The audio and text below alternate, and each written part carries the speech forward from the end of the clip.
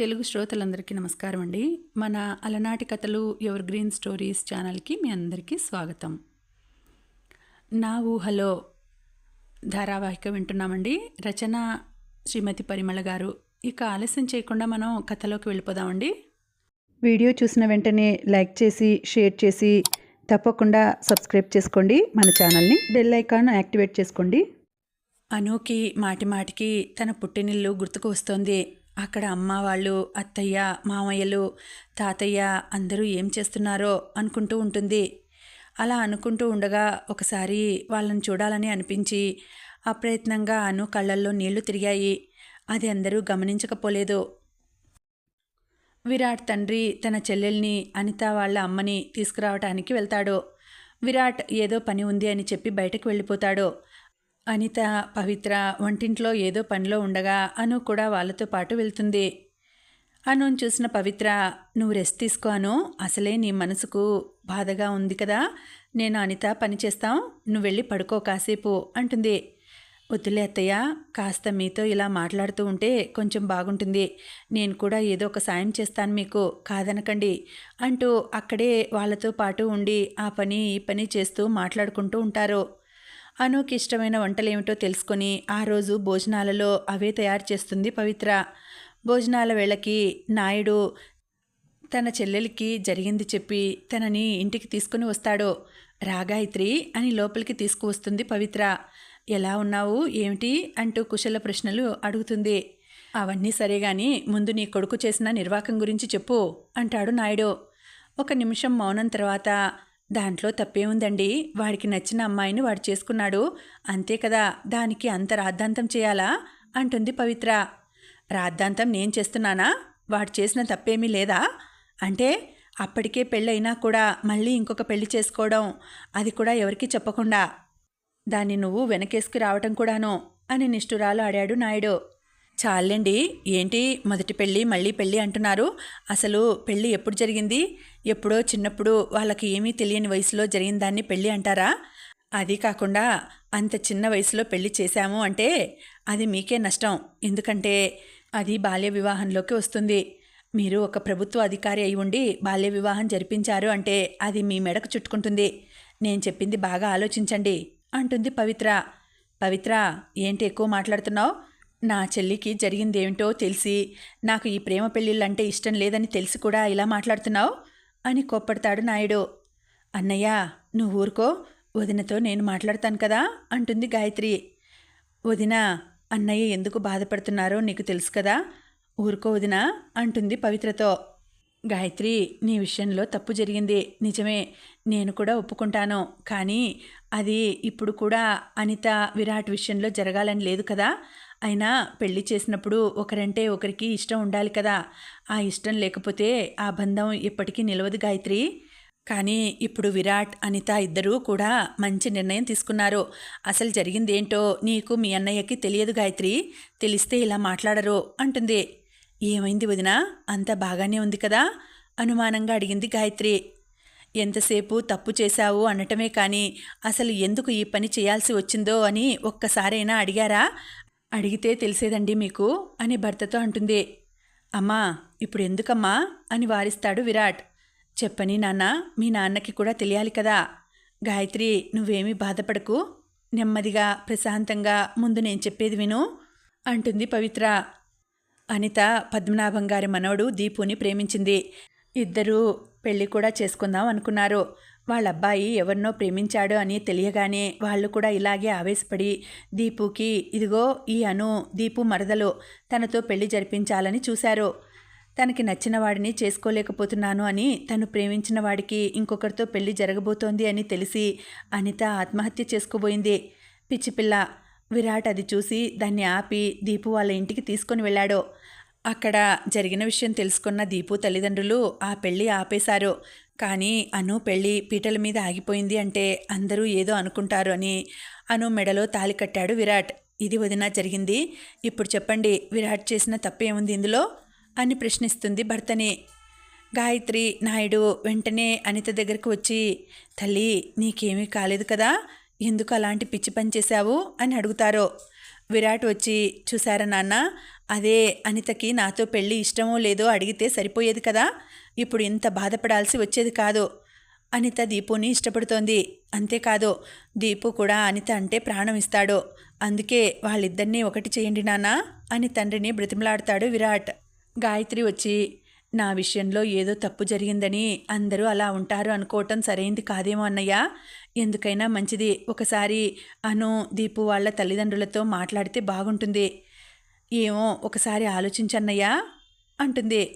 విరాట్ మాటలకు నాయుడు, అంతా బాగానే ఉంది, కానీ ఆ నందగోపాల్ తనతో వియ్యం పొందటం నాకు అస్సలు ఇష్టం లేదు అంటాడు. ఆ పేరు కూడా నా దగ్గర తీసుకురావద్దు అంటాడు. అలా అని ప్రేమించుకున్న వీళ్ళని విడదీస్తారా అన్నయ్య అంటుంది గాయత్రి. అసలు అను వాళ్ళ నాన్న అంటే ఎందుకు నాయుడికి అంత కోపం అని ఆలోచిస్తూ ఉంటారు అను, విరాట్లు. విరాట్ తన తల్లిని అడుగుతాడు, ఏమైందమ్మా, ఎందుకు నాన్నకి వాళ్ళంటే అంత కోపం, ఎందుకు వాళ్ళ పేరు చెప్పగానే వద్దు అంటున్నారు, అసలు ఏం జరిగిందత్తా, నువ్వైనా చెప్పు అని అడుగుతాడు ఇద్దరిని. గాయత్రి ఏడుస్తూ తన గతం చెప్తుంది. నేను, శివరాం, నందు అంటే అను వాళ్ళ నాన్న నందగోపాల్, దీపు వాళ్ళ నాన్న వాసు, శ్రీనివాసు, మేమందరం ఒకే కాలేజీలో చదువుకునే వాళ్ళం. నేను, శివరాం కాలేజీలో చదివే రోజుల్లో ప్రేమించుకున్నాం. శివరాం చాలా మంచివాడు. నందుకి, వాసుకి కూడా మా ప్రేమ సంగతి తెలుసు. మా కాలేజ్ అయిపోయాక ఇంట్లో చెప్పి పెళ్లి చేసుకుందామని అనుకున్నాం. అప్పటికే అన్నయ్యకి పెళ్ళయ్యి నువ్వు వదిన కడుపులో పడ్డావు. అన్నయ్యతో, మా నాన్నతో మా ప్రేమ విషయం ఎలా చెప్పాలి అని ఆలోచిస్తూ ఉండగా నాన్న నాకు వేరే సంబంధం చూశారు. నాకు ఆ సంబంధం వద్దు అని చెప్పేశాను. అయినా నాన్న వినకుండా నా పెళ్ళి ఆయన చెప్పిన వాడితోనే జరగాలి అని పట్టుబట్టారు. నాన్న మాట కాదనలేక, శివని వదులుకోలేక నాలో నేనే మదనపడుతూ ఉన్నాను. సరిగ్గా అదే సమయంలో నందు నన్ను శివని కలపడానికి చాలా ప్రయత్నించాడు. వాళ్ళ సాయంతో నేను శివ గుళ్ళో పెళ్లి చేసుకున్నాం. వేరే ఊర్లో కాపురం పెట్టాం. కానీ నాన్న ఆ బాధతో గుండెపోటు వచ్చి చనిపోయారు. అన్నయ్యకి అప్పటినుంచి నందు వాళ్ళ మీద కోపం పెరిగిపోయింది. వాళ్ళతో మాట్లాడటమే మానేశాడు. నందు అన్నయ్యకి నచ్చచెప్పాలని చూసినా ప్రయోజనం లేకపోయింది. అక్కడ నేను, శివ మేమిద్దరం విడిగా ఇల్లు తీసుకుని ఉన్నాం. కొన్నాళ్ళు అంతా బాగానే ఉంది. నెమ్మదిగా శివ వాళ్ళ ఇంట్లో చెప్పాలని వెళ్ళాడు. అలా వెళ్ళినవాడు మళ్ళీ తిరిగి రాలేదు. అప్పుడే తెలిసింది నాకు, శివ వాళ్ళ నాన్న కూడా మా పెళ్ళికి ఒప్పుకోలేదు అని. నాన్న మాట కాదనలేక శివ మళ్ళీ రాలేదు అని. ఇంతలో అనిత నా కడుపులో పడింది అన్న విషయం తెలిసింది. ఏం చేయాలో అర్థం కాని స్థితిలో ఉన్నాను నేను. నా విషయం తెలుసుకొని నందు, వాసు నన్ను ఒప్పించి అన్నయ్య దగ్గరికి తీసుకొని వచ్చారు. అన్నయ్య నా బాధని చూడలేక నన్ను ఉండనిచ్చాడు. కానీ ఇలా జరగటానికి నందు, వాసులే కారణమని వాళ్ళ మీద మాత్రం కోపం పెంచుకున్నాడు. కానీ నందు వాళ్ళు ఎప్పటికీ నా మంచి కోరుకునేవాళ్లే. శివ గురించి ఎంత ప్రయత్నించినా తెలియలేదు. ఇంకా తన గురించి మర్చిపోయి అనిత వాళ్ళ నాన్న చనిపోయారు అని అందరికీ చెప్పారు అన్నయ్య. అందుకే అన్నయ్యకు ప్రేమ పెళ్ళి అంటే గిట్టదు. అదే కోపంతో అనిత, దీపు చిన్నప్పుడు దగ్గరగా ఉండడం చూసి మీ ఇద్దరి పెళ్ళి చేసేశాడు అన్నయ్య. కానీ విధి మళ్ళీ వాళ్ళ ఇద్దరినీ కలిసేలా చేసింది అని విరాట్తో జరిగిందంతా చెప్తుంది గాయత్రి. నాయుడితో, అన్నయ్య, నా విషయంలో ఏదో జరిగిందని అనిత, విరాట్ విషయంలో కూడా అలాగే జరగాలని లేదు కదా. పైగా ఆ వయసులో మాకు ఇప్పుడు వీళ్ళకి ఉన్న తెలివి, మెచ్యూరిటీ ఎక్కడ ఉన్నాయి? ఇప్పుడు వీళ్ళందరూ కూడా ఒక నిర్ణయం మీదే ఉన్నారు. వాళ్ళ భవిష్యత్తు ఎలా ఉండాలో అని ముందే ప్లాన్ చేసుకున్నారు. పైగా అందరూ మంచి చదువులు కూడా చదువుకున్నారు. ఎవరి కాళ్ళ మీద వాళ్ళు నిలబడగలరు. అందుకని నేను చెప్పేది ఏంటంటే, వాళ్ళ నిర్ణయం వాళ్ళకే వదిలేస్తే మంచిది అనుకుంటాను. వాళ్ళ జీవితాన్ని వాళ్లే చక్కగా మలుచుకోగలరు. ఏమంటావన్నయ్యా అని అడుగుతుంది. గాయత్రి మాటలకి ఆలోచనలో పడతాడు నాయుడు. అన్నయ్య, ఒక్కసారి ఆలోచించు. మన పిల్లల భవిష్యత్తు కన్నా మనకి ఎక్కువ ఏంటన్నయ్యా? ఎలాగూ వాళ్ళు ఒకరినొకరు ఇష్టపడ్డారు, కాదనే అవకాశం కూడా లేదు. కాబట్టి మనం వాళ్ళ పెళ్ళికి ఒప్పుకుంటేనే సరి అన్నయ్య అంటుంది గాయత్రి మరోసారి విన్నవింపుగా.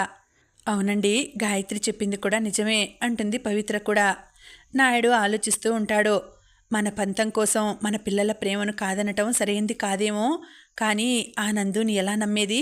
వాళ్ళ ఇంటికి నా మేనకోడల్ని కోడలిగా ఎలా పంపేది అని ఆలోచిస్తూ ఉంటాడు. సరిగ్గా అప్పుడే పద్మనాభం గారు కుటుంబ సమేతంగా నాయుడు ఇంటికి వస్తారు. గాయత్రి, పవిత్ర వాళ్ళని సాదరంగా ఆహ్వానిస్తారు. నాయుడు మాత్రం గుర్రుగా చూస్తాడు వాళ్ళ వంక. కానీ ఏమీ అనలేకపోతాడు. తాతయ్య అని పద్మనాభం దగ్గరకు వస్తుంది అను. తాతయ్య, అమ్మా, అత్తయ్య అందరూ ఎలా ఉన్నారు అంటూ తన అమ్మని అత్తయ్యని చుట్టుకుంటుంది. వాళ్ళ గురించి అనుకుంటూ ఉండగానే వాళ్ళే వచ్చారు అని వాళ్ళని చూడగానే మనసులో బాధంతా పొంగుకొస్తుంది అనుకి. అమ్మ మీద వాలి చిన్నపిల్లలా ఏడుస్తుంది. అనుని ఊరుకోబెట్టి కళ్ళు తుడిచి తన పక్కనే కూర్చుంటారు విరజ, భారతి. పద్మనాభం గారు నాయుడు దగ్గరికి వచ్చి ఇలా అంటారు. నాయుడు గారు, జరిగిందేదో జరిగిపోయింది. పిల్లలిద్దరూ ఒకరినొకరు ఇష్టపడుతున్నారు. మనం వాళ్ళ మాట ఎందుకు కాదనాలి? అందుకని మీకు ఇష్టం అయితే మీ మేనకోడల్ని మా దీపుకి ఇచ్చి పెళ్లి చేద్దాం. చిన్నప్పటి నుంచి వాళ్ళు ఒకరి కోసం ఒకరు అన్నట్టు ఉంటున్నారు. వాళ్ళని విడదీయటం మనకి భావ్యం కాదు. అందుకనే మేమే వచ్చి అడుగుతున్నాం. మీ అంగీకారం కూడా తెలియజేస్తే మనం పెళ్లి ముహూర్తాలు పెట్టించుకోవచ్చు అంటాడు. నందగోపాల్, శ్రీనివాసు అనుమానంగా చూస్తారు నాయుడు ఏం చెప్తాడని. గాయత్రి నందుకి సైగ చేస్తుంది కళ్ళతోనే. విషయం అర్థమైన నందగోపాల్ నాయుడు దగ్గరగా వచ్చి, నాయుడు గారు, మీ చెల్లెలి ప్రేమ విఫలమైంది అని ప్రేమ పెళ్ళిళ్ళ మీదే కోపం పెంచుకున్నారు మీరు. శివరాం కూడా చాలా మంచివాడు. కానీ ఏ పరిస్థితుల్లో అలా చేయాల్సి వచ్చిందో మనకి తెలియదు. కానీ ఆ తర్వాత శివ గురించి చాలా ప్రయత్నించాను. ఈ మధ్యనే తెలిసింది శివ వాళ్ళు ఎక్కడ ఉంటున్నారో అని. వెంటనే వెళ్ళి కలిశాను. శివ గాయత్రి గురించి అడిగాడు. అసలు ఎందుకు అలా చేయాల్సి వచ్చిందో అని అడిగాను. జరిగింది చెప్పాడు. వాళ్ళ నాన్నగారు వాళ్ళ ఊరికి పెద్ద అట. ఊరి పెద్ద కొడుకే ఎవరినో ప్రేమించి పెళ్లి చేసుకుంటే ఊర్లో అందరూ ఆయన మాట వినకుండా ఎవరికి నచ్చినట్టు వాళ్ళు చేస్తారని చెప్పి బలవంతంగా శివకి వాళ్ళ బంధువుల అమ్మాయితో పెళ్లి చేశారట. శివ ఎంత చెప్పినా వినకుండా ఇష్టం లేని పెళ్లి చేశాడని తండ్రి మీద కోపం పెంచుకున్నాడు శివ. ఆ కోపంతో భార్యని కూడా సరిగా పట్టించుకునేవాడు కాదట. ఆ బాధతో శివ తండ్రి చనిపోయారు. శివ భార్యతో ఏదో మొక్కుబడిగా సంసారం చేసేవాడట. ఒకసారి యాక్సిడెంట్ జరిగి బాగా దెబ్బలు తగిలాయట. అదే యాక్సిడెంట్లో శివ కాలు బాగా ఫ్రాక్చర్ అయిందట. అప్పటినుంచి స్టిక్ సాయంతో మాత్రమే నడుస్తున్నాడట. గాయత్రికి అన్యాయం చేసినందుకు దేవుడు తనకి తగిన శిక్ష వేశాడు అనుకుని భారంగా ఉన్నాడు. గాయత్రికి అంతా బాగానే ఉంది అని చెప్పి తన భార్యని, బిడ్డని జాగ్రత్తగా చూసుకోమని, వాళ్ళని కూడా అన్యాయం చేయొద్దు అని చెప్పి వచ్చాను. ఎప్పుడూ తప్పు చేయని వాళ్ళు ఎవరైనా తప్పు చేశారు అంటే దాని వెనుక ఒక బలమైన కారణం ఉండి ఉంటుంది. అందుకే వెంటనే ఆ మనిషిని మనం అపార్థం చేసుకోకూడదు. తను చేసిన తప్పుకి పశ్చాత్తాపడుతున్నాడు శివ. అదే కాకుండా శిక్ష కూడా అనుభవిస్తున్నాడు అని శివ గురించి అతనికి తెలిసింది అంతా చెప్పాడు నందగోపాల్. మళ్ళీ తనే, నాయుడు గారు, అప్పట్లో మీ చెల్లెల్ని శివని కలపాలనే నేను ప్రయత్నించాను. కానీ శివ తండ్రి ఒప్పుకోక అలా చేయాల్సి వచ్చింది. ఇంత చెప్పాక కూడా మీరు నా మీద ఇంకా కోపంగా ఉంది అంటే కానివ్వండి, మీ ఇష్టం. కానీ పిల్లలు ఒకరినొకరు ఇష్టపడుతున్నారు. వాళ్ళని మాత్రం వేరు చేయకండి అని నాయుడు చేతులు పట్టుకొని ప్రాధేయపడతాడు నందు. అంత నెమ్మదిగా మాట్లాడుతూ ఉన్న వాళ్ళందరినీ చూసి నాయుడికి ఆశ్చర్యం వేసింది. ఇప్పటి వరకు వాళ్ళని ఎంతో ద్వేషించాడో, అయినా కూడా పిల్లల కోసం వాళ్లే దిగి వచ్చారు. ఇక ఇప్పటికైనా అనితా, దీపుల పెళ్లికి ఒప్పుకోకపోతే తన పెద్దరికం నిలబడదు అనుకొని వాళ్ళ పెళ్లికి సరే అన్నాడు. సరే పద్మనాభం గారు, మీరు ఇంతలా చెప్తున్నారు కాబట్టి, అందులోనూ ప్రేమించుకున్న వాళ్ళని విడదీయటం మంచిది కాదు కాబట్టి పిల్లల ఇష్టానుసారంగా వాళ్ళ ఇద్దరికీ పెళ్లి జరిపించడానికి నేను అంగీకరిస్తున్నాను. అంతేకాకుండా విరాట్, అనుల పెళ్లి చూడలేకపోయాం కాబట్టి వాళ్ళకి ఘనంగా రిసెప్షన్ ఏర్పాటు చేస్తాను అన్నాడు నాయుడు. నాయుడు ఒప్పుకున్నందుకు అందరూ సంతోషించారు. ఈ పూటకి భోజనం చేసి వెళ్ళండి. మంచి ముహూర్తాలు కనుక్కొని పెట్టించి మాకు కబురు చేయండి. దీపు, అనితల పెళ్లి తర్వాత అను, విరాట్ల రిసెప్షన్ కూడా జరిపిద్దాం. పవిత్ర, వాళ్లకు భోజనం ఏర్పాట్లు చూడండి అంటాడు నాయుడు. పవిత్ర, గాయత్రి వంటింట్లోకి వెళ్తారు. అమ్మా, అను, నువ్వు కాసేపు మీ వాళ్లతో మాట్లాడరా అమ్మా అని చెప్తుంది పవిత్ర. విరజ, భారతి అనుని తీసుకుని గదిలోకి వెళ్తారు. ఏమ్మా అను, అంతా బాగానే ఉంది కదా నీకిక్కడ అని అడుగుతారు. అను సమాధానంగా, అంతా బాగుంది.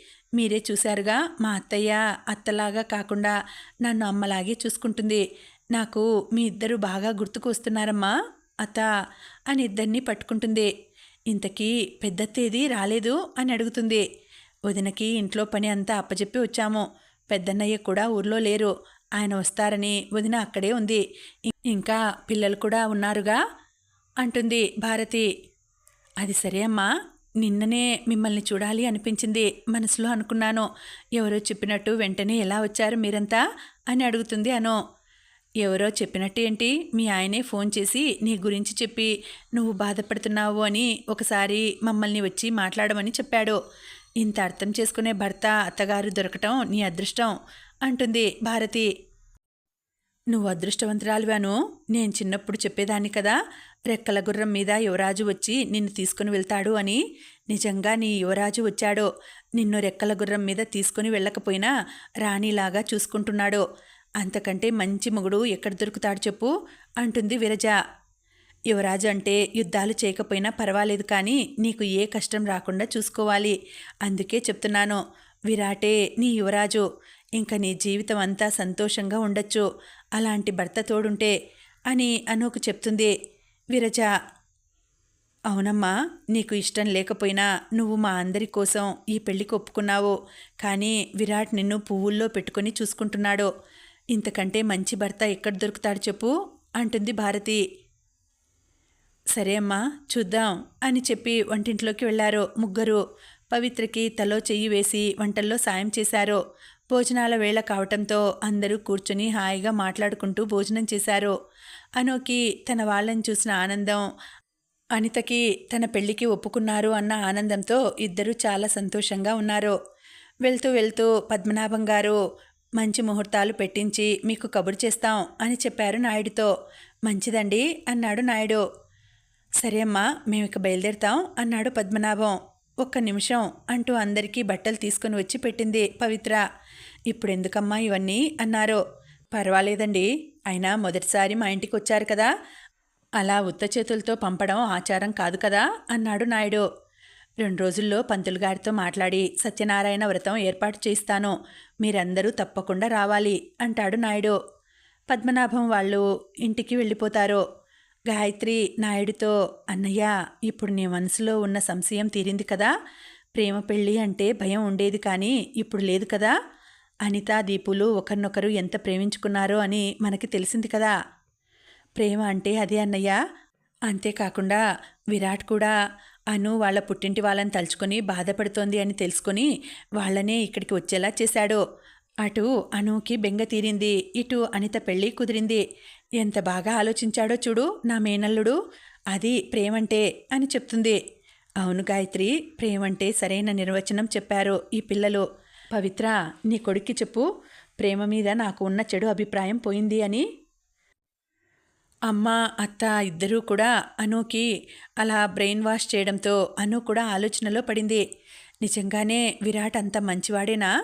నా గురించి ఇంత శ్రద్ధ తీసుకుంటున్నాడా? మరి అయితే నాకు ఇష్టం ఉందో లేదో కూడా అడగకుండా పెళ్ళి ఎందుకు చేసుకున్నట్టు? ఇలా రకరకాలుగా ఆలోచిస్తూ ఉంది. ఈలోగా విరాట్ వస్తాడు. అను, ఇప్పుడు నీకు సంతోషంగా ఉంది కదా అని అడుగుతాడు. అవును విరాట్, చాలా థ్యాంక్స్ అంటుంది అను. చిన్న నవ్వు నవ్వి, భార్యాభర్తల మధ్య థ్యాంక్స్లు సారీలు ఉండకూడదు అంటాడు. ఓహ్ అలాగా, సరే, కానీ ఒక విషయం అడుగుతాను, సూటిగా సమాధానం చెప్తావా?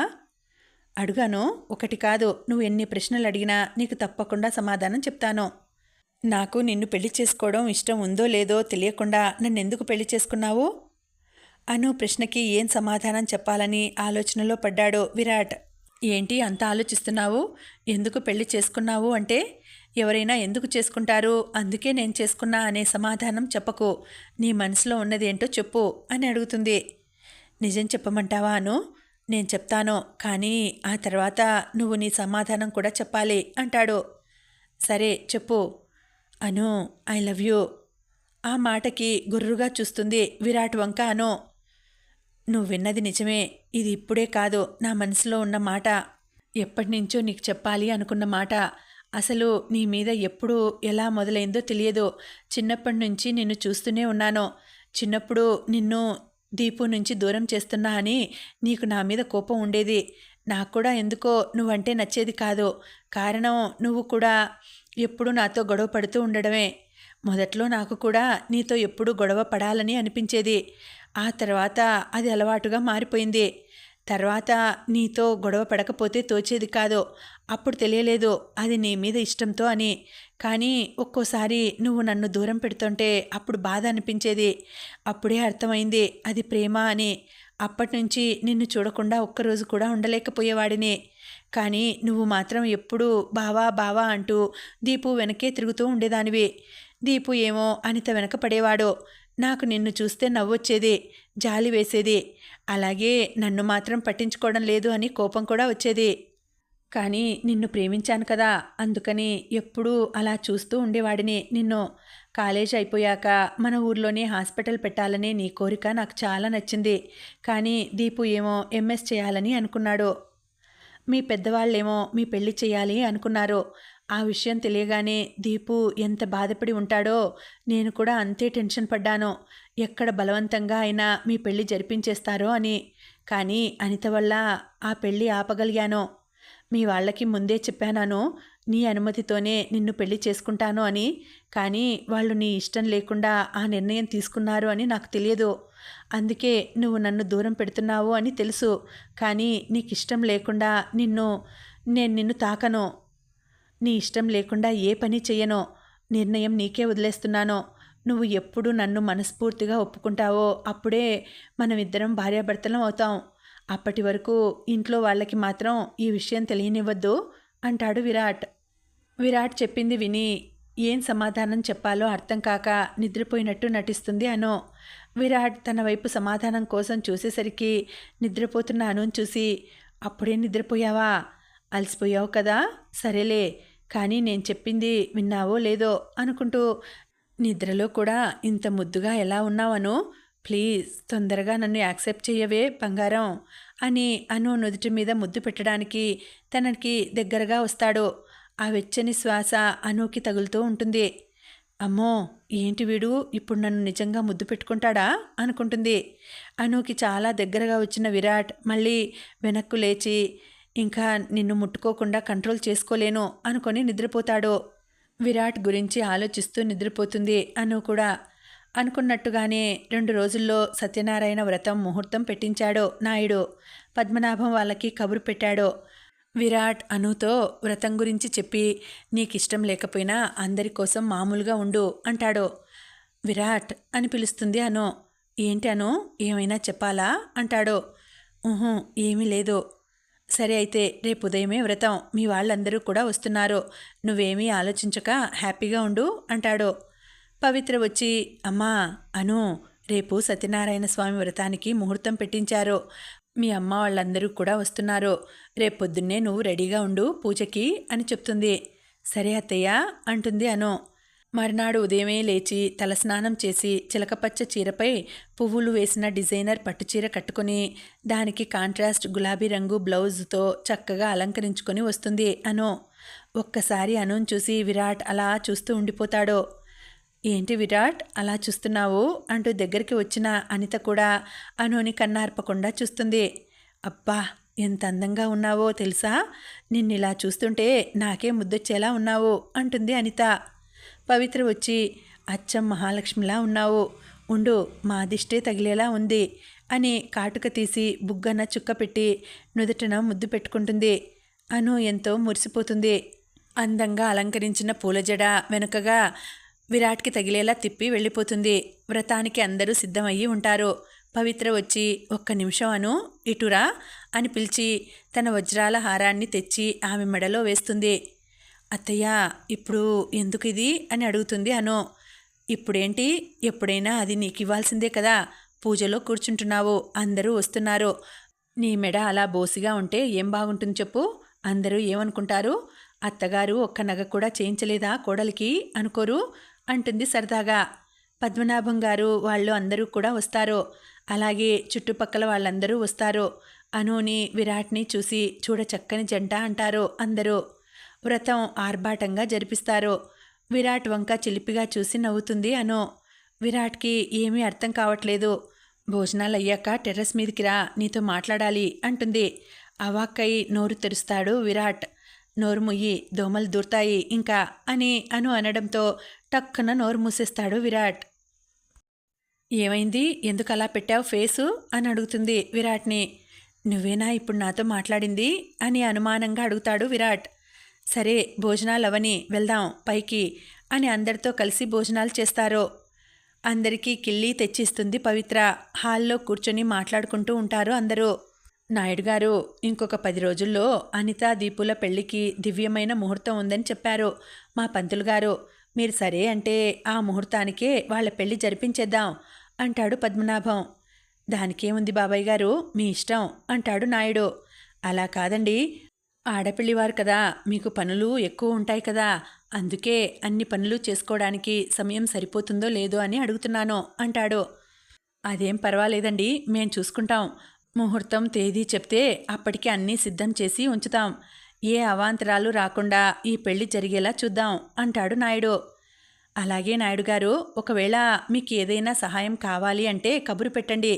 మాకు వీలైన సహాయం మేం చేస్తాం.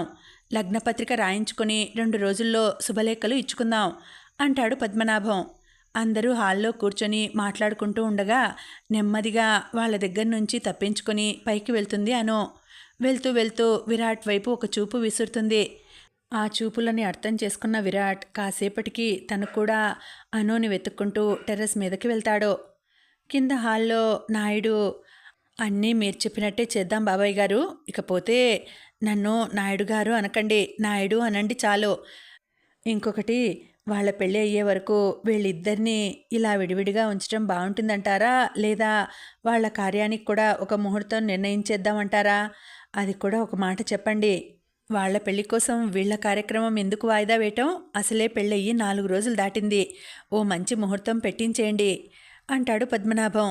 సరే అని అను విరాట్ల కోసం వెతుకుతాడు నాయుడు. అక్కడ కనిపించకపోయేసరికి, చూసారా అప్పుడే వీళ్ళకి తొందర వచ్చినట్టుంది, ఎటో వెళ్ళారు అనుకుంటూ విరాట్ అని గట్టిగా పిలుస్తాడు. అప్పుడే పైకి వెళ్ళిన విరాట్ అనుని చూసి మాట్లాడేలోపు కింద నుంచి పిలుపు విని మళ్ళీ కిందకి నెమ్మదిగా వెళ్ళిపోతాడు. అను విరాట్ని చూసి నవ్వుకొని పైన ఉన్న ఆరేసిన బట్టలు తీసుకొని కిందకి వెళ్తుంది, ఎవరికీ అనుమానం రాకుండా. ఏంటి డాడ్ పిలిచారు అని అడుగుతాడు విరాట్. ఏం లేదురా, కోడలి పిల్ల ఏది అంటాడు నాయుడు. ఏంటి మామయ్య గారు చెప్పండి, బట్టలు తేవడానికని పైకి వెళ్ళాను అంటుంది అను. ఇలా వచ్చి కూర్చోమ్మా అంటాడు నాయుడు. పెళ్ళికి మీకు ఏ గిఫ్ట్ ఇవ్వలేదో, మొదటిసారిగా నీకు ఒక గిఫ్ట్ ఇద్దామనుకుంటున్నాను. ఏమి ఇవ్వమంటావో నువ్వే చెప్పు అని అడుగుతాడు.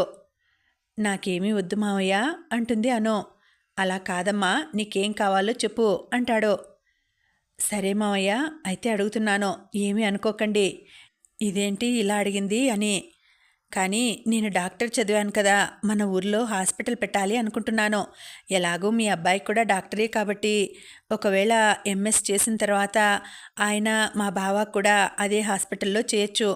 వాళ్ళకి ఇష్టం ఉంటే అన్ని రకాల ఫెసిలిటీస్ మన హాస్పిటల్లో ఏర్పాటు చేసి అందరికీ అందుబాటులో తక్కువ ఖర్చుతో వైద్యం అందిస్తే బాగుంటుంది అని నా అభిప్రాయం. ఇదే నా కోరిక, ఏమంటారు మావయ్య గారు అని అడిగింది. అను ముందు చూపుకి అందరికీ ఉపయోగపడే పని చేయాలి అనే తాపత్రయానికి ఆశ్చర్యపోయారు అందరూ. ఇంత మంచి మాట చెప్పినందుకు నేనే నిన్ను అభినందించాలమ్మా, నీ కోరిక తప్పకుండా తీరుస్తాను అంటాడు నాయుడు.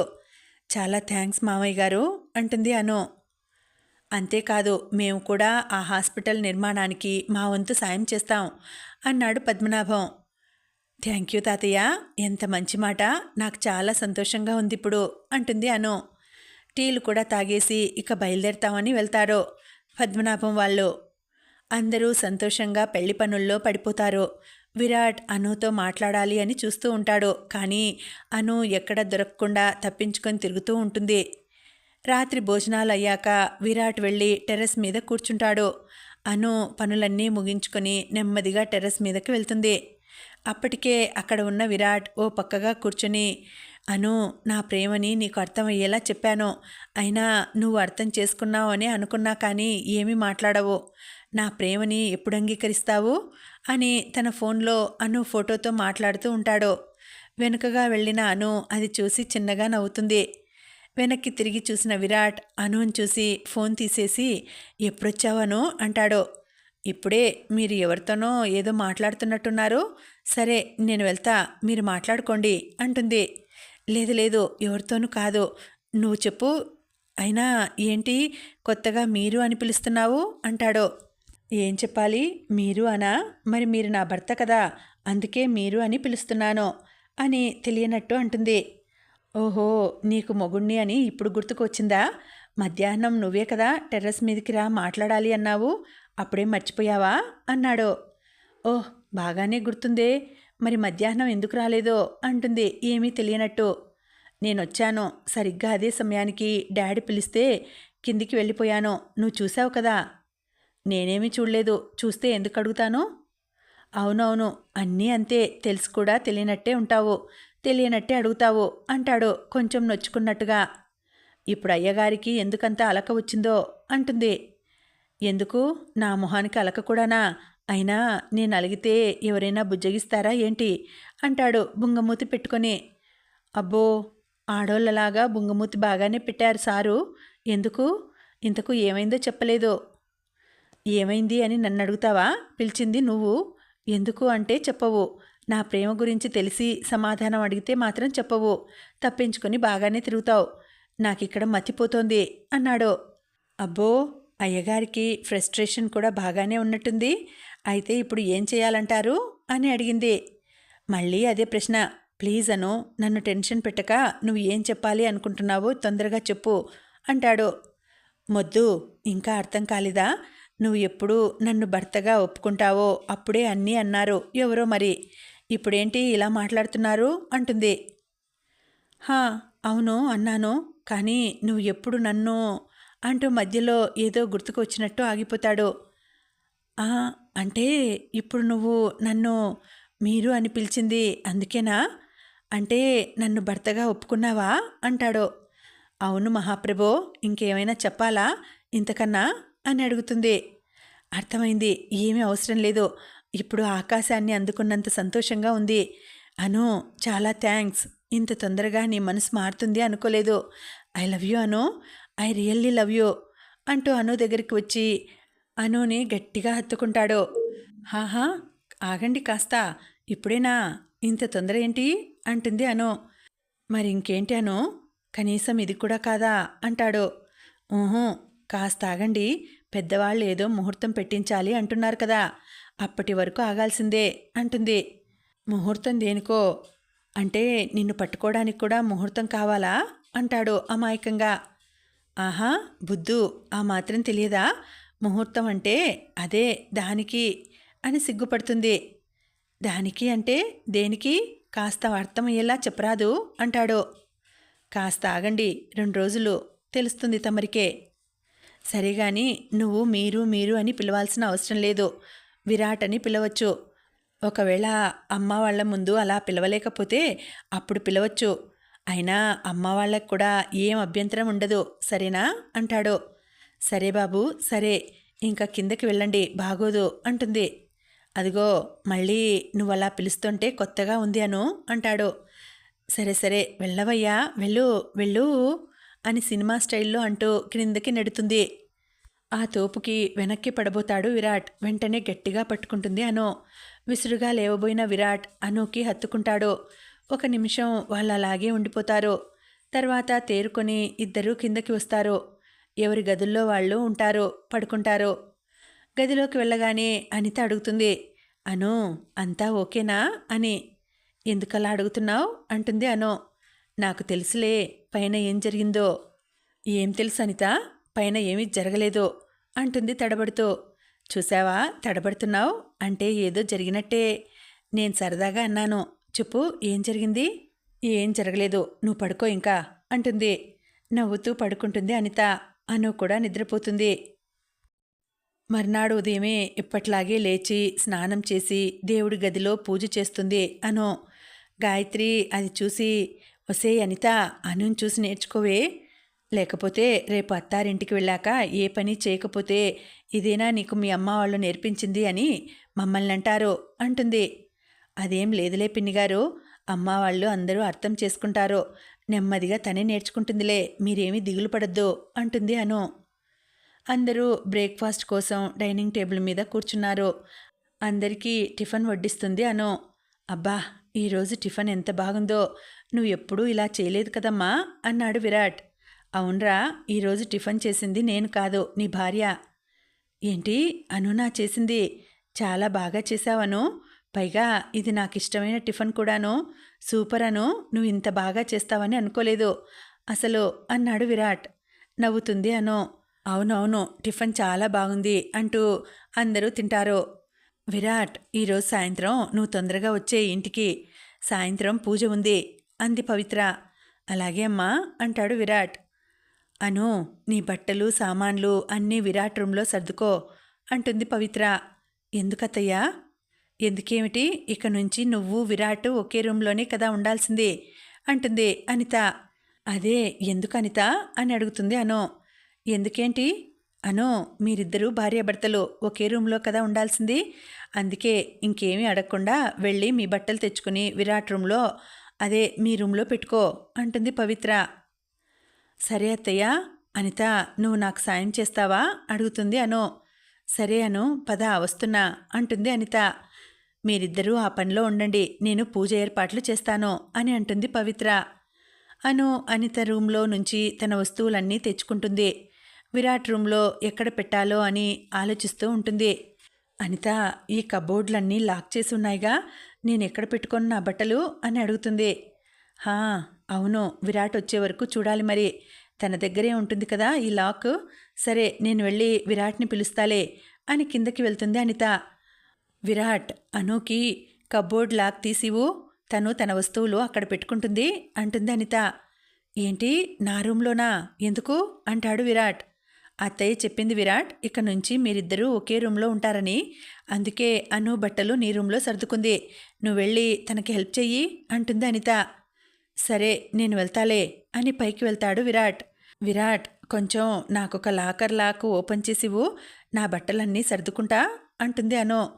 ఒక కబ్బోర్డ్ ఓపెన్ చేస్తాడు విరాట్. అందులో అన్ని డ్రెస్సులు, చీరలు, నగలు ఉంటాయి. వావ్, ఎవరి కోసం కొన్నావు విరాట్ ఇవన్నీ? అనిత కోసం కొన్నావా అని అడుగుతుంది అను. అనిత కోసం కొన్నవైతే అనిత దగ్గరే ఉండేవి కదా, ఇక్కడెందుకుంటాయి అని తిరుగు ప్రశ్న వేస్తాడు విరాట్. మరి ఎవరి కోసం అబ్బా అని ఆలోచిస్తూ ఉండగా నెత్తి మీద ఒకటిచ్చి, నా పెళ్ళాం కోసం అంటాడు విరాట్. నీ పెళ్ళాం కోసమా? అంటే అనితనే కదా మొన్నటి వరకు నీ భార్య, మరి అనిత కోసం కాదన్నావుగా అంటుంది అనుమానంగా. ఒసేయ్ మొద్దు, ఎన్నిసార్లు చెప్పాలి నీకు?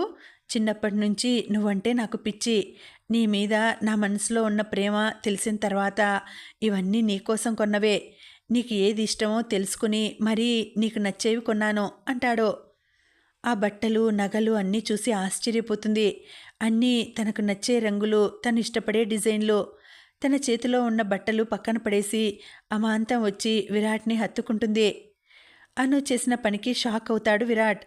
ఏంటి మేడం, మీరే కదా నిన్న చెప్పింది కాస్త ఆగమని, ఇప్పుడేంటి ఇలా నన్ను పట్టుకున్నారు అంటాడు. ష్, ఎదురు ప్రశ్నలు వేయకూడదు, మాకు ఆనందం వచ్చినప్పుడు మేము ఇలాగే చూపిస్తాం అంతే అంటుంది. అబ్బో, చాలా కళలు ఉన్నాయి, కానీ మా కోరిక మాత్రం తీర్చరు అంటాడు చిలిపిగా. ఆ మాటల్లో అర్థం తెలిసి, త్వరలోనే అది కూడా తీరుతుందిలేండి శ్రీవారు అంటుంది. చూద్దాంలే అనుకుని బెడ్ మీద కూర్చుంటాడు. అను తన బట్టలు, వస్తువులు అన్నీ ర్యాక్లో సర్దేసుకుని వచ్చి బెడ్ మీద విరాట్ పక్కన వచ్చి కూర్చుంటుంది. విరాట్, నేనంటే నిజంగా నీకెందుకంత ఇష్టం? ఏం చేశాను నేను అంతగా చెప్పు అని అడుగుతుంది అను. ఎందుకు ఇష్టం అంటే తెలియదు అను, కానీ నాకన్నా నువ్వంటేనే నాకు ఇష్టం. చెప్పాను కదా, నీ మీద ప్రేమ ఎప్పుడు పుట్టిందో తెలియదు, కానీ అప్పటి నుంచి మాత్రం నువ్వే నా ప్రపంచం అయిపోయావు. ఇదిగో, ఇది నీ చిన్నప్పుడు నువ్వు పోయింది అనుకున్న నీ కాలి పట్టి. నీకు ఇది అంటే ఎంతో ఇష్టం అని తెలిసి నాకు దొరికిన తర్వాత దీన్ని నా దగ్గరే భద్రంగా దాచిపెట్టాను అని చూపిస్తాడు. దాన్ని తీసుకుని ఆనందంగా చూస్తుంది. విరాట్ అను చేతిలో చెయ్యి వేసి, నీకు జీవితాంతం బాధలో, సంతోషంలో అన్నిట్లో తోడుగా ఉంటాను, నీకు ఏ కష్టం రాకుండా చూసుకుంటాను అని నీకు మాట ఇస్తున్నాను అంటాడు. అను కూడా నవ్వుతుంది. సాయంత్రం పూజకి ఏర్పాట్లన్నీ చేసి ఉంచారు. అనుని, విరాట్ని ఇద్దరినీ కూర్చోపెట్టి పూజ చేయించారు. అను తల్లిదండ్రులు అందరూ వస్తారు. అనిత, దీపు, విరాట్ వాళ్ళ గది రెడీ చేస్తూ ఉంటారు. దీపు అనితతో, మన ఫస్ట్ నైట్కి కూడా ఇలాగే చేసుకుందామా అంటాడు. ఛీ, ఏంటి దీపు ఆ మాటలు, సిగ్గు లేకుండా అంటుంది అనిత. సిగ్గెందుకు, నా కాబోయే భార్యతోనే కదా నేను మాట్లాడేది అంటూ అనిత నడుం పట్టుకోబోతాడు. అదంతా పెళ్ళయ్యాకే అంటుంది అనిత. రూమ్ రెడీ చేసి క్రిందకి వస్తారు ఇద్దరు. ముహూర్తం సమయం అవటంతో విరాట్, అను ఇద్దరినీ సిద్ధం చేసి గదిలోకి పంపిస్తారు. అప్పటికి గానీ తెలియదు ఇద్దరికీ ఆ రోజే వాళ్ళ ఫస్ట్ నైట్ అని. తెల్లని పట్టుచీరలో, తలలో తెల్లని మల్లెపూలతో అప్సరసలా నడిచి వస్తుంది అను. అనుని కళ్ళార్పకుండా అలాగే చూస్తూ ఉంటాడు విరాట్. గది నిండా పరిమళాలు వెదజల్లుతున్న పూలు, వాటితో అలంకరించబడిన పందిరి మంచం మత్తెక్కించేలా ఉన్నాయి. అను తడుబడుతూ అడుగులు వేస్తూ ఉంటుంది. విరాట్ దగ్గరకు వచ్చి అనుని తీసుకుని వచ్చి మంచంపై కూర్చోబెడతాడు. అను, నిజంగా నాకు తెలియదిది. పూజ అంటే ఎందుకు అనుకున్నాను. చెప్పు, నీకిష్టమైతేనే మనిద్దరం కలిసేది. నీకింకా సమయం కావాలి అంటే తీసుకో. ఇంట్లో వాళ్ళని నేను ఒప్పిస్తాను, సరేనా అంటాడు విరాట్. అను విరాట్ చేతిలో చెయ్యి వేసి, విరాట్, ఇప్పటికే నిన్ను భర్తగా అంగీకరించక చాలా రోజులు దూరం పెట్టాను. ఇంకా నిన్ను దూరంగా ఉంచటం అంటే అని ఆలోచిస్తుంది. బాగోదు అని అలా ఏమీ ఆలోచించకను. చెప్పానుగా, నీకిష్టం లేకుండా ఏమీ జరగదు అని. ఇంక పడుకో అంటాడు. సారీ విరాట్, నిన్ను బాధ పెడుతున్నాను. కానీ బావ పెళ్ళి అయ్యే వరకు అంతే విరాట్. ఆ తర్వాత నేను నీ సొంతం అవుతాను అనుకుంటుంది మనసులో. ఇద్దరూ చెరొక వైపు తిరిగి పడుకుంటారు. నిద్రలో మళ్ళీ అనుకి అదే చిన్నప్పటి కల వస్తుంది. ఎవరో తనని గుర్రం మీద ఎక్కించుకొని తీసుకుని వెళ్తున్నట్టు. ఈసారి తన ముఖం చూసింది అను. అది ఎవరో కాదు, విరాటే. వెంటనే ఉలిక్కిపడి లేస్తుంది. విరాట్ అటువైపు తిరిగి పడుకొని ఉంటాడు. అయితే అది విరాటే అన్నమాట. చిన్నప్పటి నుంచి నా కలలోకి వచ్చి నన్ను రెక్కల గుర్రం మీద తీసుకుని వెళ్ళేది అనుకుంటుంది అను. విరాట్, నువ్వే నా కల్లోకి వచ్చేది, నన్ను ప్రేమించేది. నేను ప్రేమించేది నిన్నే అని తెలియక ఇన్నాళ్ళు నిన్ను దూరం పెట్టాను. ఇంకా నిన్ను బాధ పెట్టను అనుకుంటుంది మనసులో. 4 రోజుల్లో దీపు, అనితల పెళ్లి ఏర్పాట్లన్నీ పూర్తి అవుతాయి. 4 రోజుల తర్వాత పెళ్లి అంగరంగ వైభవంగా జరుగుతుంది. అదే పెళ్లిలో విరాట్, అనులని కూడా అందరికీ పరిచయం చేస్తాడు నాయుడు. ఇద్దరి రిసెప్షన్ గ్రాండ్గా ఏర్పాటు చేస్తారు. అను అందరితో కలిసిమెలిసి సరదాగా ఉంటూ పెళ్లి పనులన్నీ తనే దగ్గరుండి చేస్తుంది. ఇద్దరి పెళ్లిళ్లతో సరదాగా గడిచిపోతుంది. మర్నాడు దీపు, అనితల ఫస్ట్ నైట్కి ముహూర్తం పెడతారు. విరాట్, అను, దీపు వాళ్ళ గది అలంకరిస్తారు. దీపుగాడికి కూడా పెళ్ళైపోయింది. వెంటనే శోభనం కూడా జరిగిపోతుంది. మనకెప్పుడు జరుగుతుందో అని అనుకి వినిపించేలా నిట్టూరుస్తాడు విరాట్. అను విని విననట్టు ఉండి మనసులో నవ్వుకుంటుంది. కాసేపు ఆగితే నీకే తెలుస్తుందిలే అనుకుంటుంది. అంతా సిద్ధమయ్యాక ఇద్దరూ గదిలో నుంచి బయటకు వెళ్ళిపోతారు. అను విరాట్ని బయటికి తీసుకొని వెళ్ళమంటుంది.